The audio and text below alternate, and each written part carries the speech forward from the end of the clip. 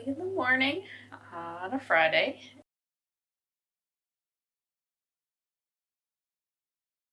And I am going up with our senior conservation biologist, Megan, to see some pikas up at Loveland Pass.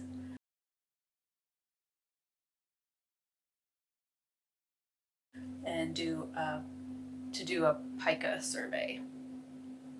So this is for the Colorado Pika Project.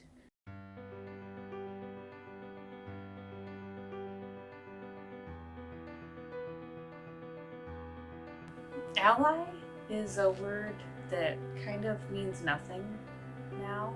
I feel like every ding-dong who isn't actively trying to harm someone claims to be an ally, when allyship should be an active thing. So I call people an accomplice if they're actively being an ally, just so no one's confused. And Megan is an amazing accomplice. She's my coworker at Rocky Mountain Wild, and hi, good morning. In this case, she is taking me up to do a pika survey because I'm uncomfortable being out in the wilderness by myself, and that is mostly because I'm trans.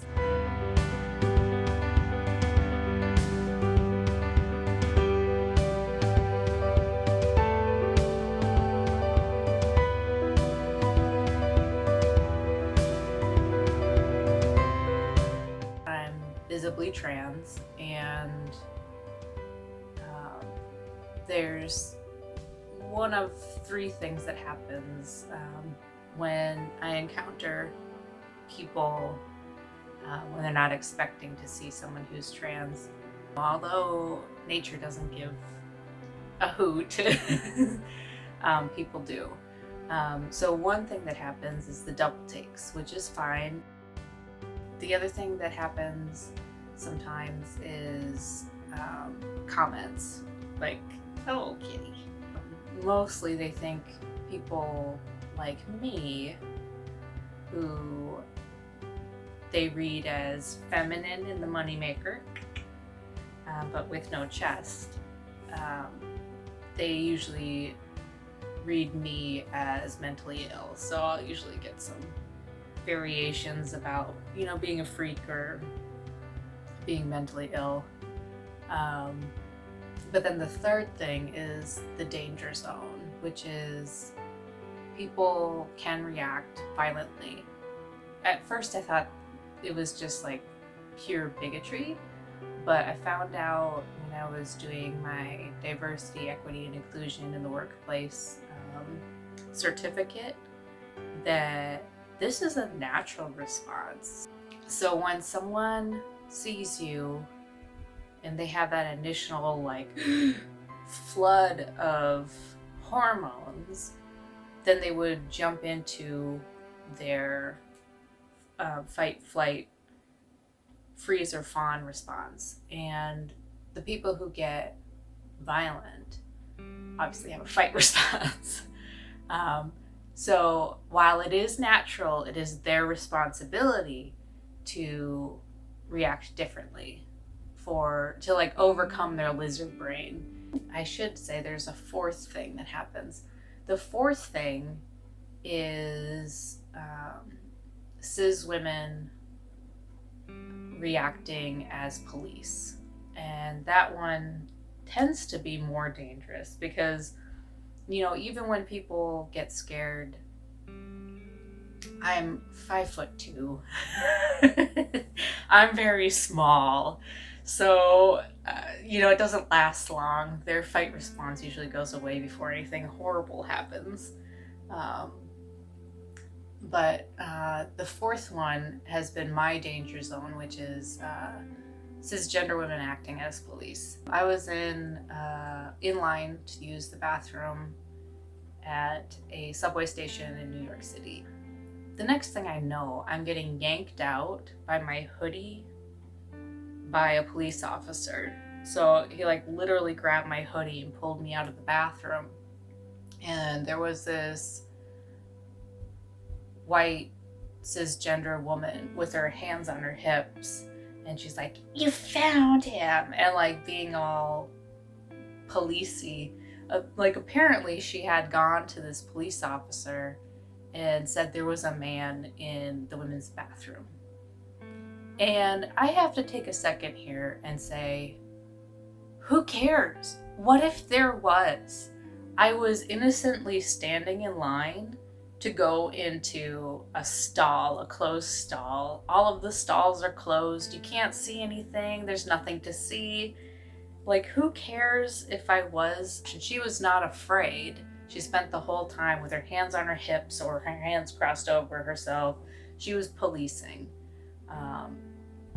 And the cop questioned me for a while, and I had to show my ID, which at the time still had my gender assigned at birth. So the whole thing was mortifying.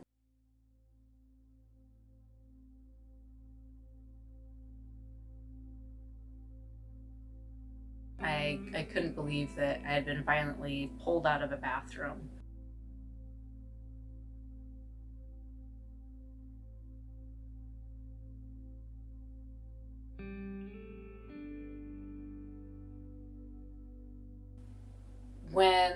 When I'm in a town, or well, it's Denver, it's not a town. When I'm in Denver, I feel like anywhere that I go, I have critical mass.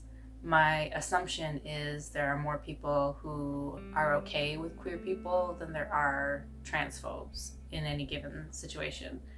But I feel like when you're out in nature, that's not always true. You don't have critical mass. So it's like whoever you come across is what's around. And I do have a stereotypical outdoors person in my head, and they're not trans affirming. And I know that's not fair because things are changing, and I shouldn't assume that every outdoors person is a potential danger, but my lizard brain says that it is. So long story long, that's why Megan is taking me out into the outdoors today, specifically Loveland Pass at our Continental Divide, to go look at some pikas and conduct a pika survey.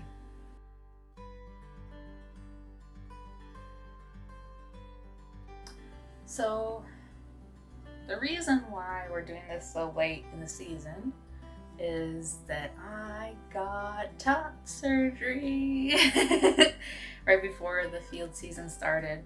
So what I'm doing right now is I'm doing massage to try and get like full mobility back and make my scars behave. People ask me like if I'm concerned about people knowing, or not knowing, but if I'm concerned about transphobia, how come I got top surgery, or before I got top surgery, how come I bound? I used binders to flap my chest, and how come I wear clothes that use my pronouns on them? I have like a whole section of my clothing that say they, them on it. How come that? And I can't tell you how different I feel.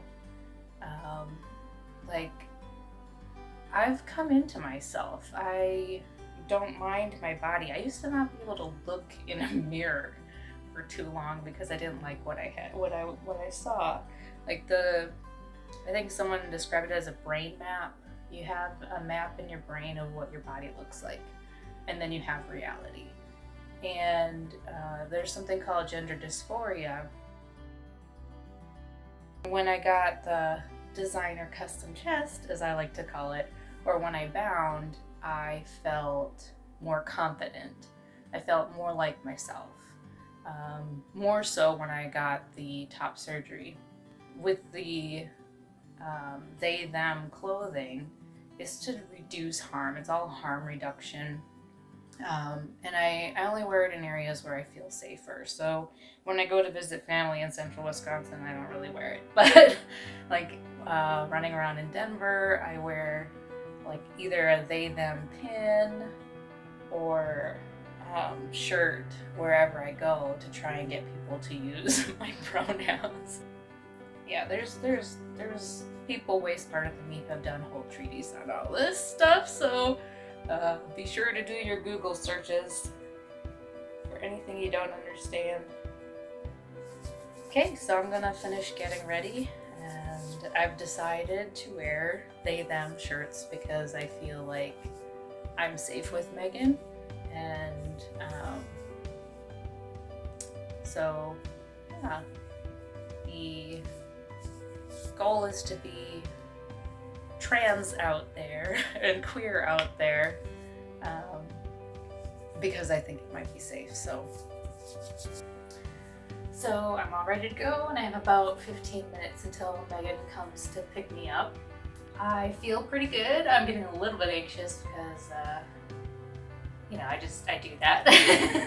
I'm working on it in therapy, but getting a little nervous, but I feel like I'm ready. I feel like it's time. Like now that I've got my designer custom chest and my they, them shirt and my accomplice, I feel ready.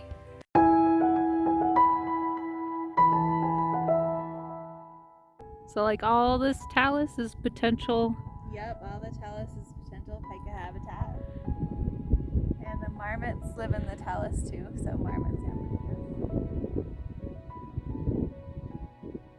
I kind of like talus like this where there's like smaller piles of rock and then lots of meadow, because then it's easy to get out into the grass to get enough food.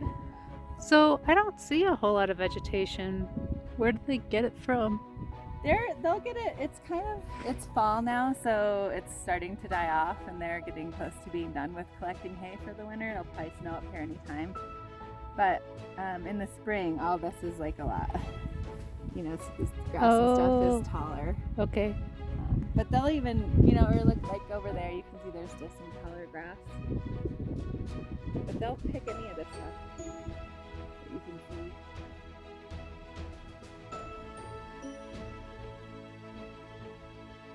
It's tiny. Yeah, they look a lot smaller from far away than they, because when we see them in pictures, they're always zoomed in. Uh-huh. And that guy might be a juvenile. Just wee little. Huh? Busy collecting hay.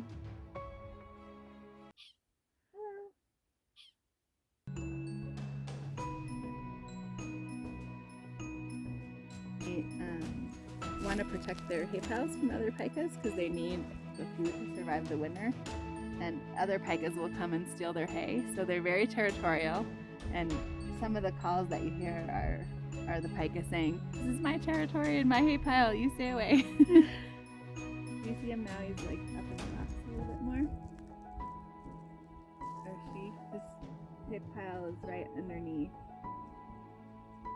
I don't know, you can't really tell whether they're male or female from looking, so.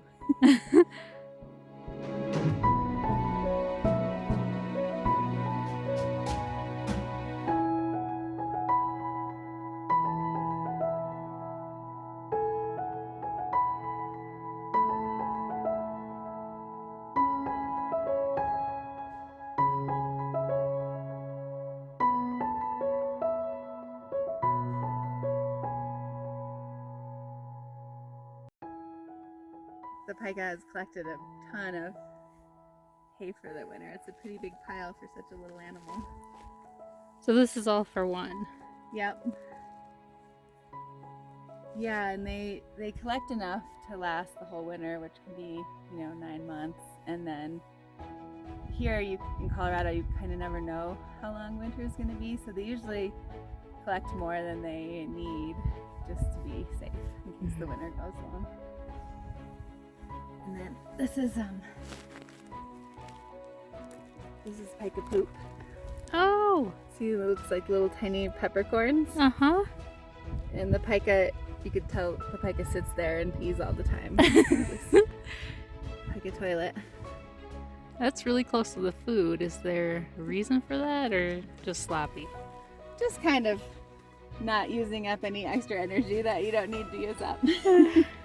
And actually sometimes they'll poop right on it, like look right there. And it might sort of help keep other animals from stealing it. Like marmots and things, if there's pika poop in it, they might not be as appealing. So, yeah, and then it's kind of cool. There's a little plant in here called alpine avens. Let's see if I can find it. It's hard to see now because it's fall and it's kind of dead. But this plant has a yellow flower. And it's toxic to small mammals, so if they eat it when it's fresh, they'll get really ill. But the pikas clip it and they put it in their hay piles, and the toxins degrade over the winter. So by the end of the winter, there's no toxins left in the plant, but they also act as a preservative and preserve it for longer. So these will still be fresh in the end of winter, and pikas eat them then, which is a pretty smart strategy for surviving.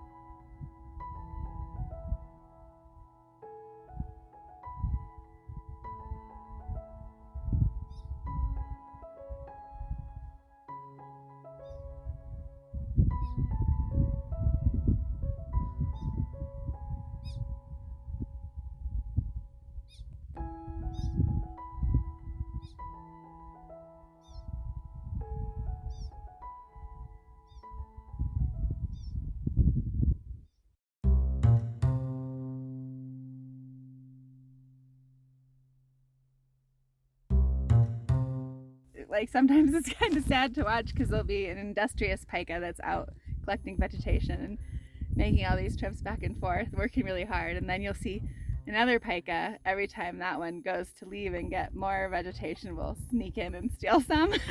So you kind of feel bad for the one that's working hard.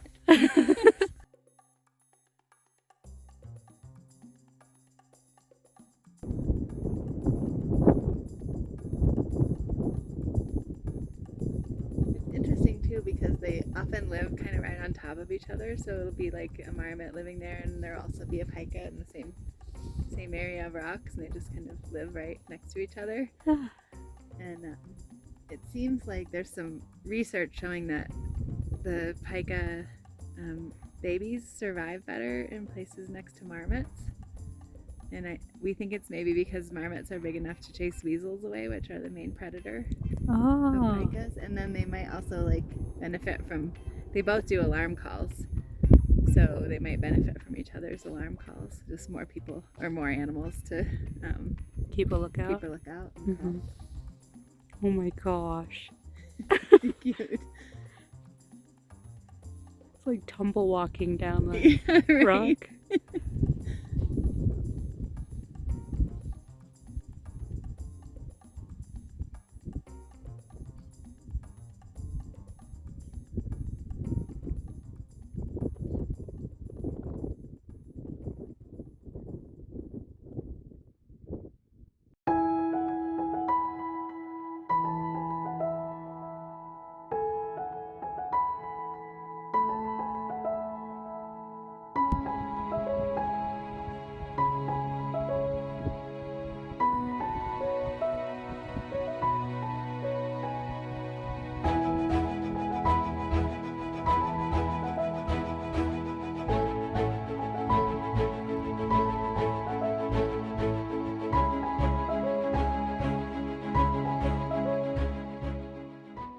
was amazing. We got to see at least three different pikas and 3 different marmots. Megan walked me through doing the pika site survey, and it wasn't scary. It was way easier than I thought. I was actually able to fill all the columns in under 20 minutes. So yeah, it was easy, safe, and fun. There were a couple times I slid on the path, but other than that, totally safe.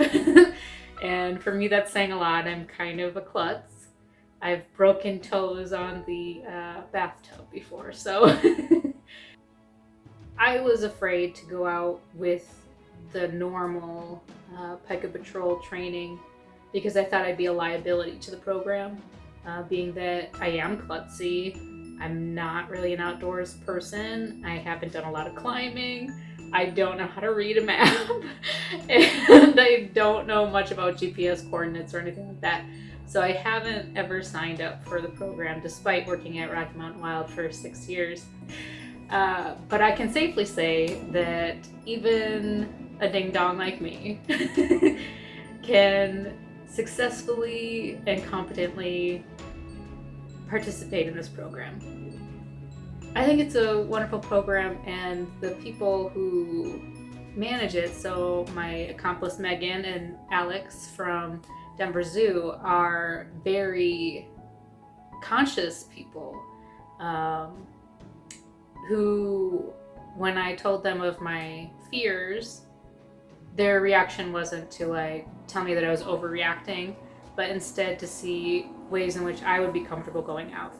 And I think that's huge. I mean, that's why I call Megan my accomplice. You know, she gets it. She gets that while it might not be an informed feeling, it's still my feeling, it's valid, and we have to work from there. The outdoors does belong to all of us, and we know this.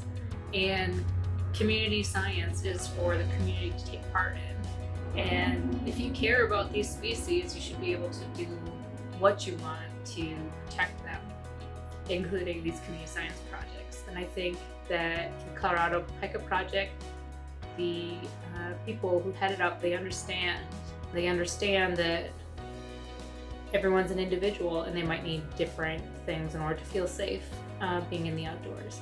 So I give it 2 thumbs up, 11 out of 10, would do it again. And